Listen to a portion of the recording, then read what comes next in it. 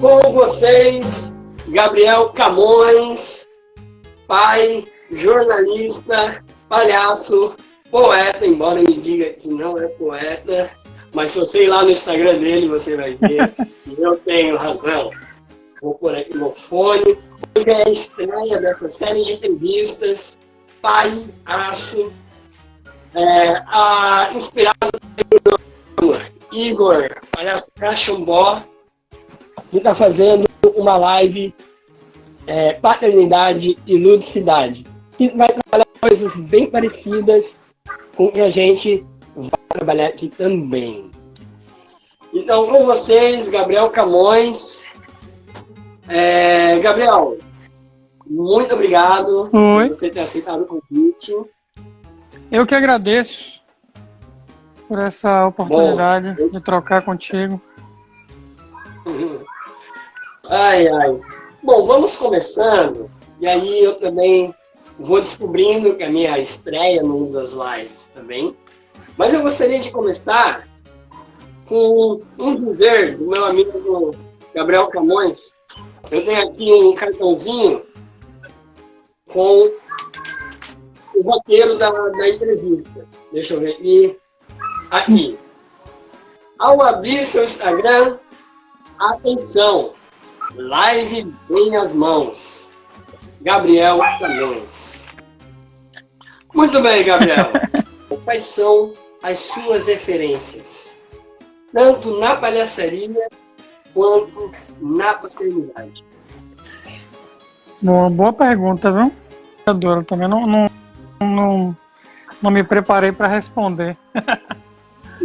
Mas eu acho que se eu for juntar um universo com outro, eu acho que a primeira pessoa que me vem à cabeça, parece ser uma escolha óbvia, mas é porque tem tudo a ver, é meu pai, né? Eu acho que ele está até aí assistindo, acho que ele foi a segunda pessoa que entrou. Você falou dele aí, Ian Felisberto, quando ele apareceu aí, é ele, né? Eu acho que é um pouco uma interseção, assim, clara e evidente desses dois mundos, o mundo da palhaçaria e o mundo da paternidade. São referências muito fortes vindas dele. Porque ele, assim, eu costumo dizer, pensar sobre ele como, assim, o primeiro brincante que eu acho que eu conheci na vida e que eu tenho acesso, assim, é ele, assim. Embora ele nunca tenha feito nada que oficialmente o ligasse ao universo da palhaçaria, nenhum curso ou iniciação, ele é uma clownesca, palhacística, nata, pulsante, evidente, assim. Tem um bom humor e uma espirituosidade para enxergar as coisas muito, muito intensa e brinca com tudo. Ele tem sempre uma tirada engraçada para fazer sobre algo que a gente fala, no meio de uma conversa, um trocadilho. Ele sempre lembra de uma letra de música que conecta perfeitamente com o momento. Então ele tem essa coisa do humor e da criatividade pulsando.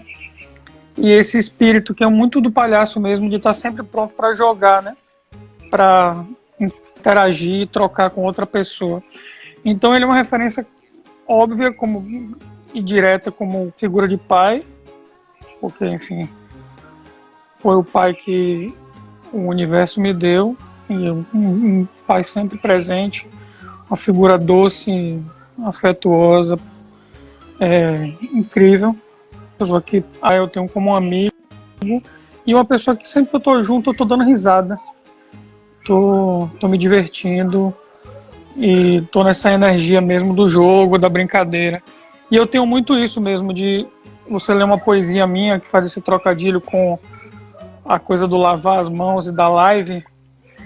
É muito o trocadilho num espírito, na energia de meu pai, assim. Ele trocadilho, por exemplo, que ele faria. Então eu acho que ele é uma figura muito forte, assim, para mim, como referência nesse território do ser pai e ser pai ao mesmo tempo, assim, e juntar essas duas coisas, assim. Mas na palhaçaria, enfim, é bom você trazer essa questão, né? Eu não falo muito disso. Eu fiz a iniciação na arte do palhaço em 2009, há 11 anos atrás, né? Com o Alexandre Casale, que foi o meu primeiro pai na palhaçaria, Xande. E foi uma coisa que foi um divisor de águas na minha vida, assim. E depois fiz outros cursos, um deles, inclusive, com você, né? Lá no Rio de Janeiro, com a Ângela de Castro e tal. Então, no decorrer dessa caminhada, eu tive a oportunidade de trabalhar com alguns mestres, assim, que muitas coisas. Embora o palhaço seja uma coisa que esteja um pouco adormecida na minha vida dos últimos anos para cá. Não vou dizer que ele deixou de existir ou que morreu, porque isso não é uma coisa impossível, até porque o palhaço não morre.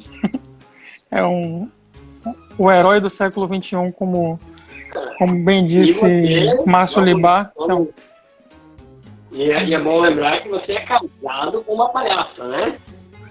Exatamente. Gabriel, aí numa primavera, porque lá e ali é só flores, né, Gabriel? Só flores. E ainda tem isso, né? Eu tenho uma referência muito forte que eu tenho dela, porque ela é uma palhaça em constante atividade e que desenvolve e se aprofunda muito nesse universo, né, do palhaço. Tanto trabalhando isso com as crianças e a galera que ela dá aula, porque ela é professora de teatro também. E ela tem uma companhia que é o Nariz de Cogumelo, que é um grupo de palhaças aqui de Salvador, que é muito legal também, que eu acompanho meio que desde sempre. E que são figuras também muito importantes, assim, para mim e para a família da gente toda. Eu digo que é parte da nossa família. A gente tem uma família de palhaços, essa família é o Nariz de Cogumelo. São as meninas, né? Furabolo, Fuscalina, Calçolina, as palhaças que são companheiras e parceiras de cena da Floricota, que é a palhaça da Laili. Mais uma pergunta forte. Como é ser pai? Como é ser pai? É uma pergunta difícil essa, né? Eu acho que é difícil, mas é fácil. Eu acho que foi a maior mudança, a maior transformação que aconteceu na minha vida foi a experiência da paternidade, né? Que aconteceu, na verdade, não, que está acontecendo, porque é um processo constante, né? De olhar para dentro, de autoconhecimento, de você caminhar, né? Tentar evoluir como, né? E os aprendizados e os tropeços que você comete nessas tentativas de se melhorar como pessoa, para, enfim, educar e cuidar de outras, que são aquelas que você coloca no mundo, eles são gigantescos, a responsabilidade é gigante, mas eu acho que nunca nada na vida me transformou, mexeu tanto comigo e me fez pensar tanto a respeito da vida e do que ela é, do que é realmente essencial e importante de ser, de fazer, do que essa experiência de ter tido filho. E eu tenho 2 filhos, né? Eu tenho um filho mais velho que tem 15 anos e um outro, o Caio, tem 15, é um adolescente, uma figura, um menino incrível, maravilhoso, afetuoso, inteligente, generoso, um mestre, foi aquela pessoa que me iniciou na arte da paternidade. E eu tenho o Martim, que tem 2 anos, que é o pequenininho, e que me iniciou de uma segunda maneira, né? Eu costumo dizer posso dizer que eu tive 2 iniciações muito diferentes na arte da paternidade. A primeira com o Caio, que foi de uma maneira um pouco, não vou dizer que incomum, porque eu acho que tem muitas histórias que são parecidas, mas Caio é filho biológico de Laili, de uma relação à nossa. E aí, quando eu comecei a namorar com Laili, ele tinha 3 anos de idade. Então, eu vivi a paternidade de uma maneira um pouco não linear, assim, sem passar pelos processos, os processos naturais, assim, na ordem natural, no curso natural das coisas, que é viver uma gestação, depois passar por um parto e os primeiros anos de vida. Eu peguei já a paternidade de 3 anos para frente. Pulei essa primeira parte. Mas foi extremamente desafiador, mas o vínculo com ele foi imediata, foi muito rápida, muito natural. O amor paterno, ele se estabeleceu e se colocou de uma maneira muito rápida. E ali eu fui aprendendo muita coisa, assim, sobre, enfim, cuidar de alguém, aprender com essa experiência, crescer enquanto ser humano, né? Mudar as prioridades, tá? O que é que importa de verdade na vida e o que é que você tem valor. Mas eu não tinha vivido esse processo de engravidar, acompanhar toda uma gestação, todas as maravilhas, os sustos, os medos, as inseguranças que isso envolve, e eu vivi isso depois, né? Então, tipo, eu aprendi a ser pai primeiro com uma criança de 3 anos, e que me ensinou muita coisa, me deu muitas ferramentas mas depois eu tive que pegar uma parte que eu não tinha antecedentes, né? Conhecimentos prévios. Então foi tudo uma primeira vez de novo agora com o Martim. Que aí foi desde o começo, né? A gravidez, passando pelo parto e esses primeiros anos de vida. Então agora eu estou vivendo 2 processos muito diferentes, que é ter um filho adolescente em casa, que também é extremamente desafiador em outros aspectos, em outras questões que são colocadas e que a gente precisa trabalhar, pesquisar, aprender, se aprofundar para tentar oferecer algo de bom. E estou com uma criaturinha de 2 anos em casa também, que é uma revolução por minuto dentro de casa. Então eu tenho essas 2 frentes abertas aí dessa universidade que não acaba, que é a Universidade da Paternidade. Ser palhaço. E aí, no seu caso, eu coloco ser poeta também. Influencia no ser pai? Acho que muito, né? Acho que, na verdade, tanto o ser poeta ou ser palhaço influencia no ser pai, como também o contrário, o ser pai influencia no ser palhaço e no ser poeta. Eu acho que é uma estrada aí de duplo sentido, né? Eu acho que uma coisa leva para outra e vice-versa. Porque é o deixar-se afetar, né? A poesia e acho que a arte do palhaço também tem muito isso, né? Que é o deixar-se afetar, o deixar-se emocionar, o estar aberto para as experiências do mundo e, enfim, de coração aberto para viver e tentar enxergar a beleza das coisas, né? O palhaço tem essa arma que é potente de conseguir enxergar a beleza das pequenas coisas, das pequenas conquistas, né? Para ele tudo é incrível, tudo é grande, tudo é digno de ser celebrado e de ser comemorado. Mesmo uma queda, mesmo um tapa, ele não joga nada fora, né? Ele não desperdiça nada. Tudo para ele tem um significado e pode ser aproveitado e ressignificado, né? Para o bem, para o riso e para, enfim, uma coisa quase que um processo de cura. E a poesia também tem muito isso, assim, de você olhar para algo que aparentemente é duro, é doloroso, é difícil, e você tentar transformar um pouco aquele tudo em verso, né? E até eu tenho isso um pouco na minha poesia, né? Acho que tem um pouco de palhaçaria dentro da minha poesia, porque também há muito da poesia dentro do palhaço, né? Então eu tento trazer essa coisa do tropeço, do erro e do humor, do rir de algo trágico. Eu tento trazer isso também para quando eu poeticamente, né, e tento escrever meus poemas e fazer meus versos. Eu vou muito por essa linha também, né, do rir como um processo de cura, como algo que pode ser importante para trazer para a gente essa transição, assim, de ver que tudo bem, a vida não está muito fácil, não, a gente olhar aí como é que está o mundo, mas a gente precisa rir, né? Eu tenho uma camisa até que tem um meme, uma tirinha que é muito simbólica nesse sentido, de que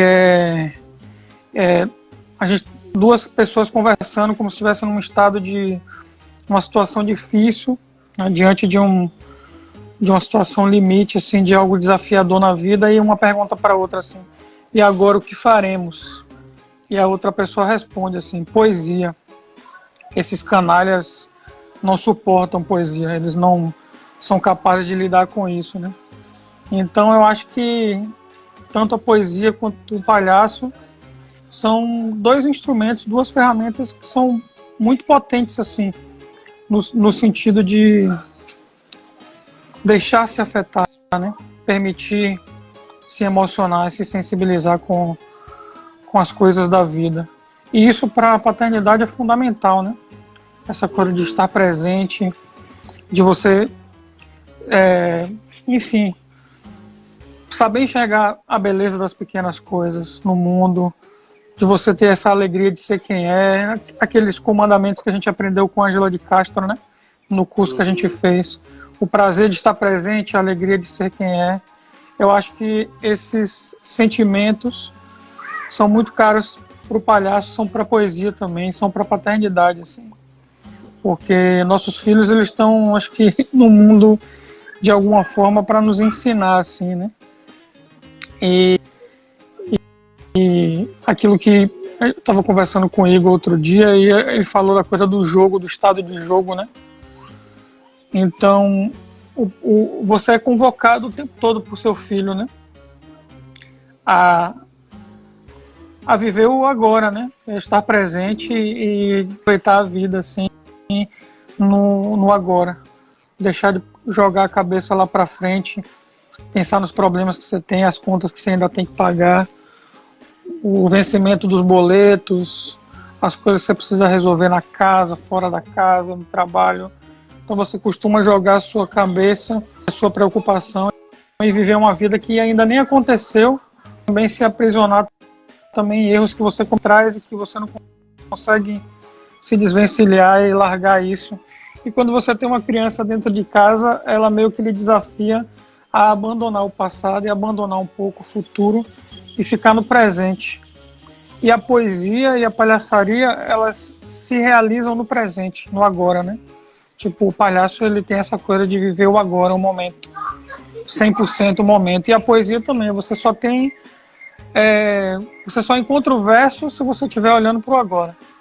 E tiver com um olhar aguçado e ampliado para achar o poema em algo que, de certa forma, parece que não é digno de virar poesia, mas justamente ali que o poema está morando. E se você não tiver essa sensibilidade aguçada, se você não tiver inteiro, se você não tiver no agora, você não acha o poema. E eu acho que com o filho é a mesma coisa, você precisa estar no agora. A Esha fez a provocação aqui, seu irmão Charles. E engraçado, porque um outro pessoal, meus amigos aqui, também, quando viram o cartaz, falam: Charles, mas você vai entrevistar você mesmo?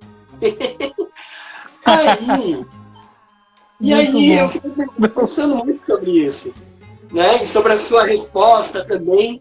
Nossa, com certeza. E aí eu fui pesquisar Gabriel, né? Entrei no stalkeei Gabriel, fui olhar.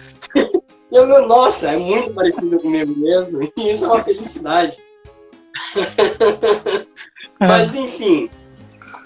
Você falou de Ângela de Castro, né? Uma grande palhaça, que hoje é uma brasileira, que hoje mora na Inglaterra. Há muito tempo mora na Inglaterra. Uma mulher extraordinária, né? Acho que ela podia estar mais presente na palhaçaria brasileira, assim, né? Podia estar importando mais ela lá na Inglaterra. Mas, e aí eu queria trazer uma fala de um outro grande palhaço do bar. Inclusive, você falou do Alexandre, né? Que Alexandre é o pai do Baiacu Bolshoi, né? O Márcio é o pai do Pacacuenco, do meu palhaço, né? Foi através de um processo, o Márcio, que nasceu o Pacacuenco. E ele fala uma coisa que o problema do mundo é a falta de pai. Um dos grandes problemas do mundo seria a falta de pai. E aí, eu vou abrir aqui, né, para o nosso público, que é a falta de pai no sentido ali na carteira de identidade, né? Que hoje o Brasil tem muito isso. Mas também a falta do pai nesse sentido que a gente vê muito também o pai e provém, traz o dinheiro para dentro de casa, mas não cria um vínculo real com a sua cria, né? Ou quando separa, né?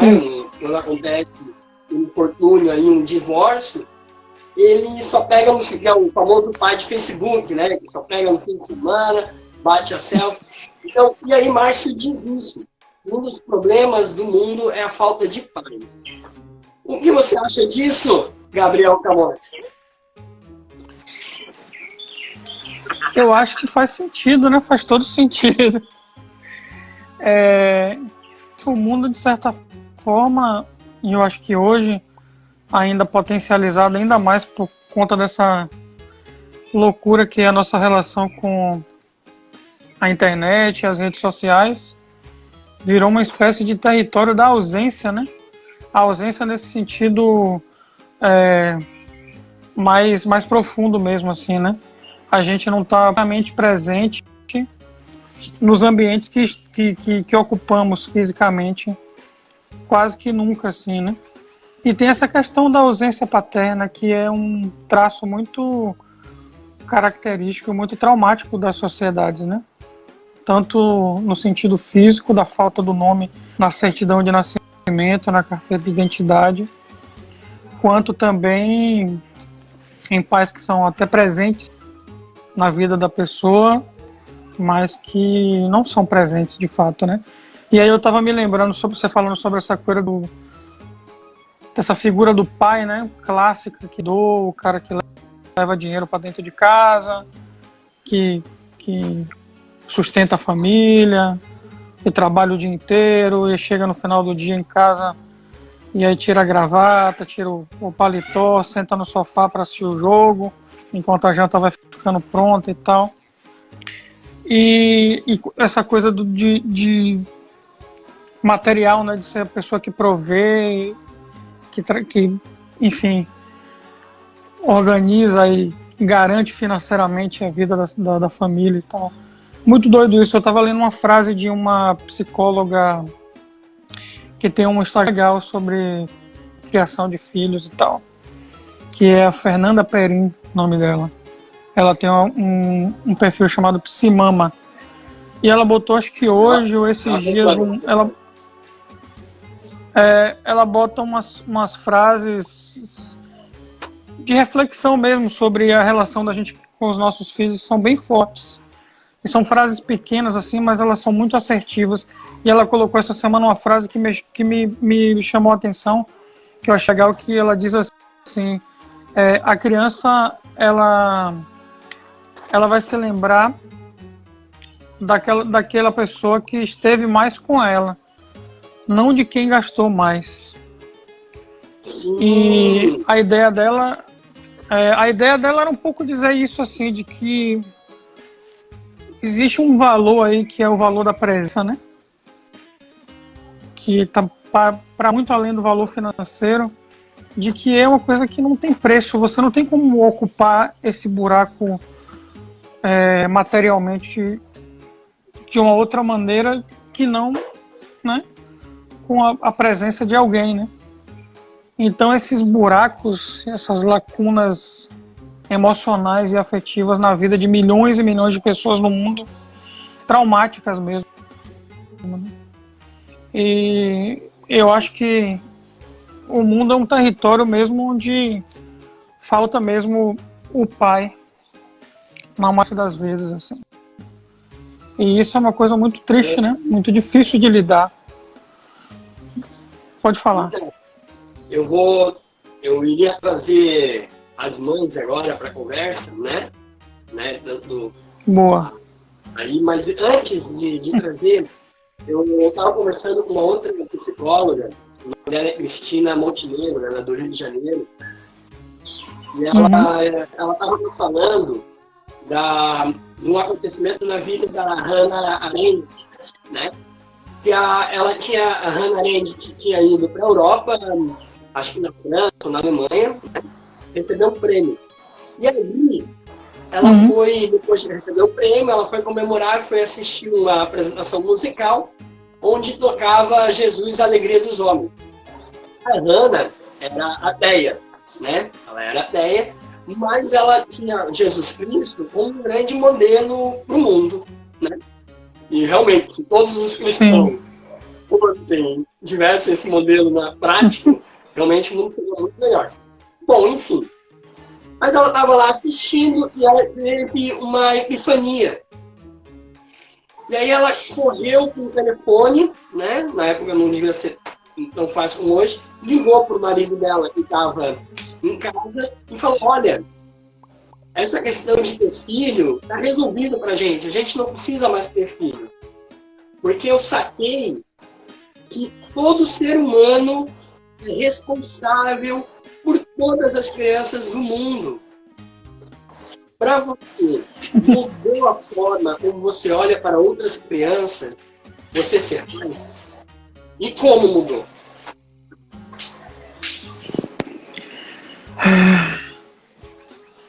Muda, né? Sempre muda.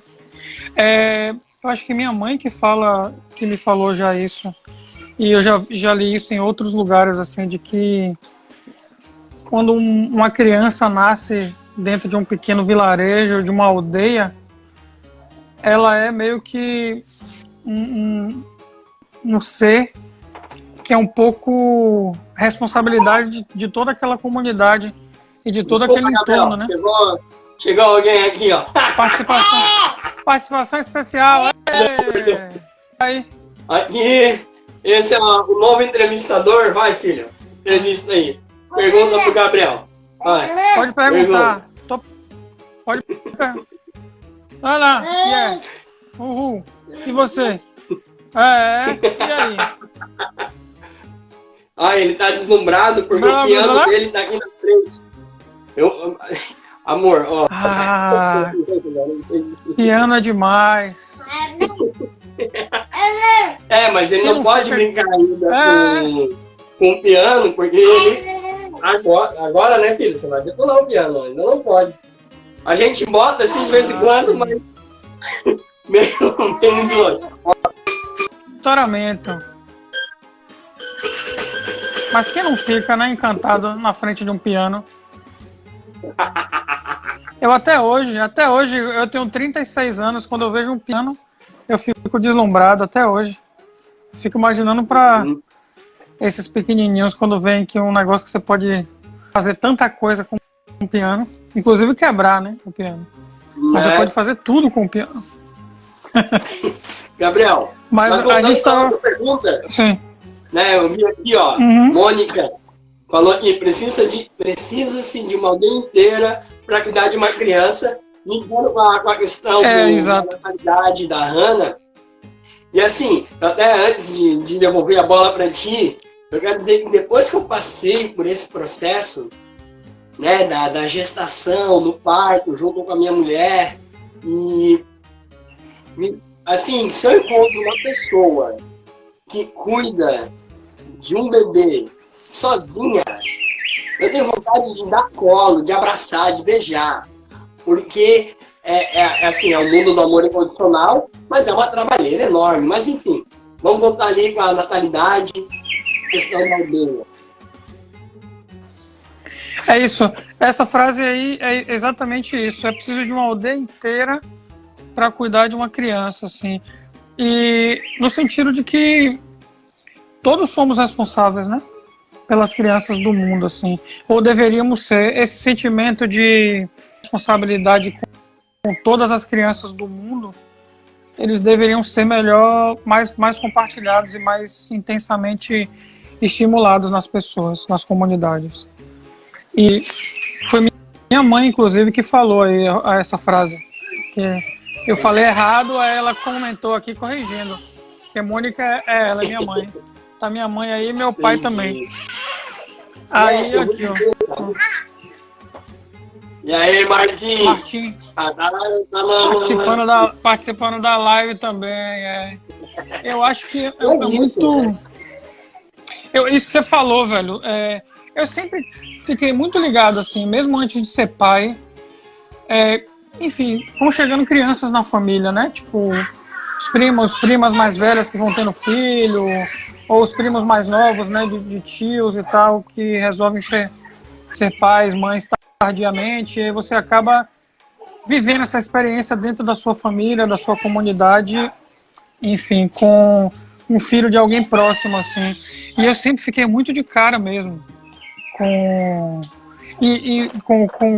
enfim, o que envolve, né, o cuidado com uma criança, que é uma coisa gigantesca, assim, é uma coisa imensa. E que a gente às vezes não se dá nem conta do quão trabalhoso, desafiador e do quanto de tempo, de energia a gente tem que demandar para cuidar desse outro ser humano, assim. E é o que você falou, hoje, depois de passar por essa experiência, quando eu vejo também uma pessoa cuidando sozinha de 1, 2, 3 filhos, e vejo que é um super cuidador, enfim, um super pai, uma super mãe, assim, no sentido de que se entrega, faz todo tipo de esforço para dar tudo o que precisa ali, dá vontade de fazer uma estátua da pessoa mesmo, um busto assim. Criar um fã-clube, fazer uma página para ela no Instagram, para... são esses heróis do cotidiano, que às vezes até passa meio desapercebido, né? Eu queria uma reflexão de um outro, inclusive, só o Márcio Mar, ele também vai participar dessa série de entrevistas, né? E também tem outro pai, que massa, que é o Fábio Veronese. E o Fábio, ele tem um livro chamado O Homem Pró-Feminino. Tem um capítulo nesse livro dedicado à paternidade, obviamente. Mas ele fala um pouco dessas questões de sociedades matriarcais, sociedades patriarcais. E inclusive, ele fala, né, no livro vai estar mais detalhado, mas ele fala da questão que muito provavelmente o que nos tornou humanos foram agrupamentos matriarcais, né? Ao contrário do senso do que ele aí, como se o patriarcado fosse a origem de tudo. E muitas vezes, inclusive no mundo ainda tem algumas sociedades matriarcais, né? Tem algumas sociedades, no interior da China tem uma, e a outra eu não lembro agora onde é. E nessa sociedade, a criança é cuidada por todos, né? Perde um pouco esse lugar da propriedade, né? Entre aspas, né? E é muito louco, né? Essa ideia do filho como a utilidade do legado, num sentido até material, muitas vezes, né? Uma empresa, um latifúndio, né? Então, enfim, eu falo isso porque a Mônica comentou assim, né? Que atualmente nós nos isolamos e perdemos essa coisa de olhar para as crianças como algo de todos, né? No sentido que todos são responsáveis por elas, né? Gabriel, trazendo as mães, né? Que eu falei que eu queria trazer as mães, né? Como é essa relação de vocês, né? Principalmente, né, Martin, né, tipo, ainda é novinho, não sei se ainda mama, mas provavelmente ainda está mamando. Como é essa relação? Vocês trabalham com isso? Daí eu já vou engatilhar outra pergunta. A vida de casal de vocês, se você se sentir à vontade de falar, como é isso também, sendo que a paternidade e a maternidade que são coisas separadas de Gabriel e Laili, ou de Charles e Patrícia, toma muito tempo de seguir. Muda bastante, né? Você muda a dinâmica da casa, muda a dinâmica das relações, entra um novo elemento nesse processo, né? Se eram 2, viram 3, e depois se são 3, viram 4, reconfigura. E esse reconfigurar é desafiador, pode ser muito difícil, dependendo da maneira como você encare e que você esteja preparado para viver isso. Mas pode ser também extremamente positivo, engrandecedor e tal. No caso da minha experiência pessoal, eu não sou... Fazer essa reflexão, eu acho que só me cabe pensando na minha vida pessoal, né, na minha família, que é de onde eu tenho essa referência. Eu não sou um especialista nessa coisa de constelação familiar e esses assuntos assim, nem poderia aprofundar muito. Mas no caso lá de casa, com os meninos, principalmente agora com a chegada de Martim, muda tudo, né? A nossa dinâmica, ela teve que se reajustar, os horários de acordar, de dormir, de comer, de cuidar da casa, de trabalhar, tudo um pouco sendo ajustado e sendo vivido de acordo também com as necessidades e as demandas que a gente tem que abraçar deles, na verdade, né? Mas o foco maior em Martim, porque é uma criança de 2 anos que ainda demanda muito mais do que Caio, mas que Caio demanda também de alguma forma, embora já esteja num estágio da vida que já tem uma autonomia mais bem construída e consolidada, né? Já consegue se virar sozinho para quase tudo. Mas eu não vou te dizer que é fácil e que é tranquilo. É difícil, é cansativo, é exaustivo às vezes, mas eu acho que, no meu caso, falando da minha relação com a Eli, agora mais especificamente assim, da relação do casal, eu acho que fortaleceu muito a nossa relação, o nosso casamento. Assim. Eu acho que a gente sai, a cada dia que a gente vive essa experiência junto, de cuidar dos dois, e dos 2 meninos, e de nós 2, eu e ela, ou seja, dos 4, a gente termina sempre o dia assim, mais cansados, mas um pouco mais assim.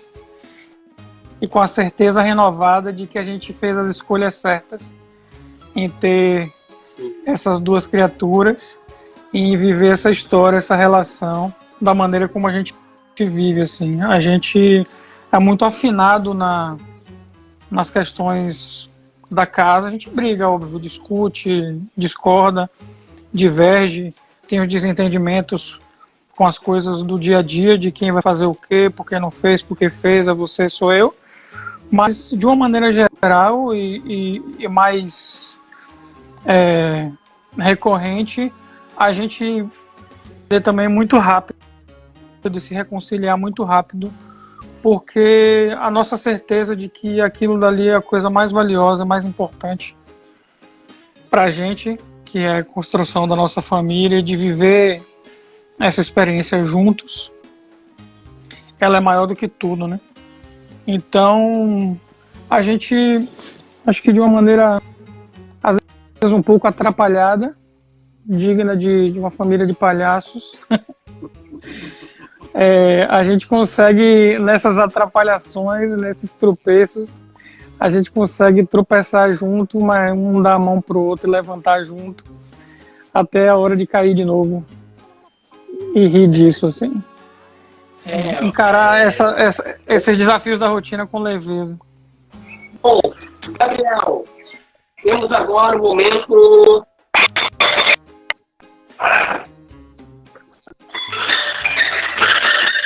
bate-bola na nossa live.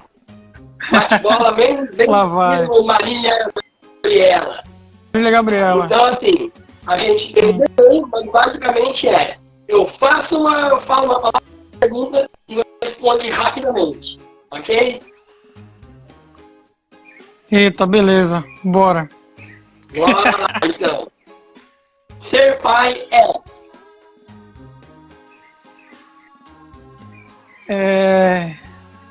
ser gente. O bebê chorou. Comida, sono ou cocô? Às vezes os três. Depende da entonação. Depende da entonação do choro. Né? Se for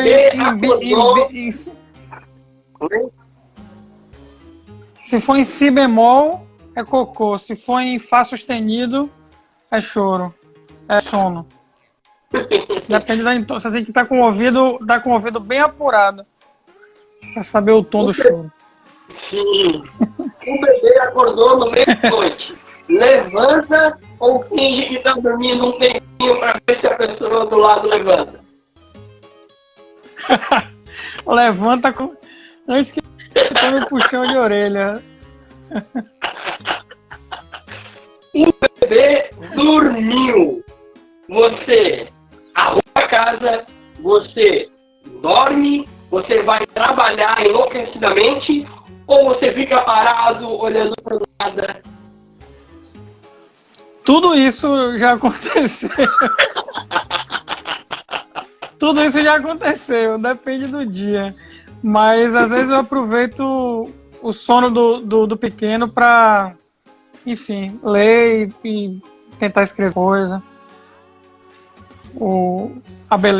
Contemplar a beleza do silêncio. Sim. É importante. Bom, agora um pouco mais geral. Um sonho. Um sonho? Ou sono? Um sonho? Dormir uma noite completa.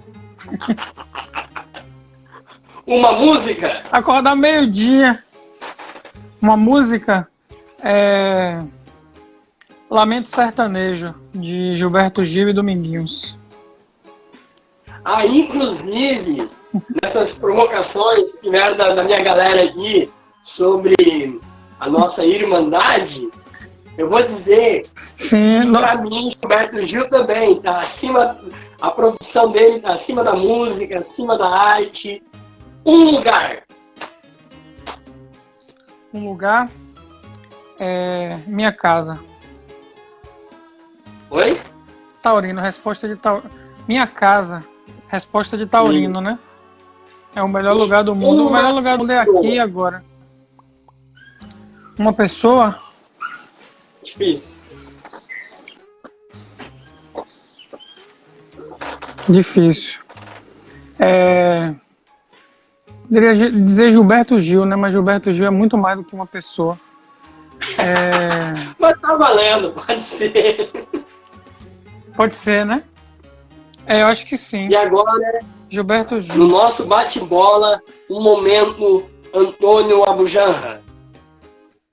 Gabriel Provocações. Camões. O que é a vida? A vida. E a vida o que é? Eu respondo a sua pergunta com outra pergunta. E a vida o que é? Diga lá, meu irmão. Já que você é meu irmão. Eu acho que a vida... A vida é tudo. É tudo. A vida é tudo. Estamos indo na finaleira. Se alguém quiser fazer uma pergunta para Gabriel Camões, né, está aberto. Enquanto as pessoas pensam enlouquecidamente numa pergunta, Gabriel, você tem alguma consideração, algo que eu não perguntei, que você acha importante que seja dito? Eu queria dizer que hoje é um dia muito importante aqui na Bahia, que é o dia de São Cosme e São Damião, Cosme e Damião, que são os santos gêmeos. E aí, como o rei de Santa Catarina ele provocou dizendo que nós somos a mesma pessoa, a gente podia terminar essa conversa evocando o espírito de Cosme e Damião aqui, como se fôssemos nós aqui, o Cosme e Damião, um na Bahia, outro em Santa Catarina, os Ibejes, e aproveitar essa energia de Cosme e Damião hoje. Eles estão aí soltos, a energia das crianças e dos hereis. Aqui é dia de comer caruru de 7 meninos. Caruru de 7 meninos na bacia. Continua, Gabriel. É isso, queria só mencionar que hoje é um dia muito importante, já que a gente está falando tanto de criança e de filho. Eu acho que tem que lembrar que Cosme e Damião, dia de reverenciar os hereis e as crianças do mundo, que eu acho que na verdade são o nosso maior patrimônio. Eu acho que se a gente tem alguma esperança de que o mundo pode melhorar e que pode evoluir, e que daqui a algumas décadas estejamos num mundo melhor, o nosso maior patrimônio, o que a gente tem de mais valioso para fazer essa transformação, são as nossas, as novas gerações. E a gente, como pais, como mães, a gente tem esse dever de transformar essas criaturas aí que a gente colocou no mundo em pessoas melhores do que a gente. Sabe, daqui a um tempo a gente conseguir que o mundo esteja em melhores ares e numa melhor condição do que esse mundo que a gente está vivendo hoje. A minha esperança está nas crianças. Sim, e é um pouco essa reflexão da Hannah, sabe? Da Hannah Arendt, sobre natalidade. Sim. Tem um psicólogo argentino que ele lançou um livro que é... eu não sou faz tempo, né? Esse livro não é de agora. Eu não sei exatamente, mas fala de um termo que ele é a primeira pessoa que traz, que é de filicídio. E trata disso mesmo, sabe? De cuidarmos dessas gerações, das crianças de hoje e das crianças do futuro. Como é importante a gente permitir que a vida, e floresça cada vez mais. Vem cá, meu amor. Floresceu alguém aqui. Vem cá, bebê.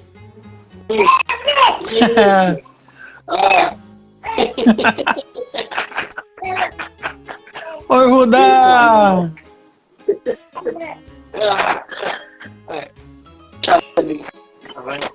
Ele vai ficar aqui. Bom. Tá bom. Tem uma pergunta aqui, deixa eu achar. Matarese, grande amigo, tá? Ele pergunta o seguinte: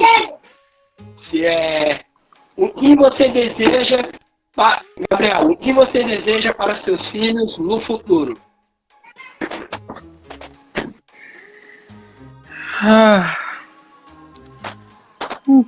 Na verdade, como pai, eu desejo que eles consigam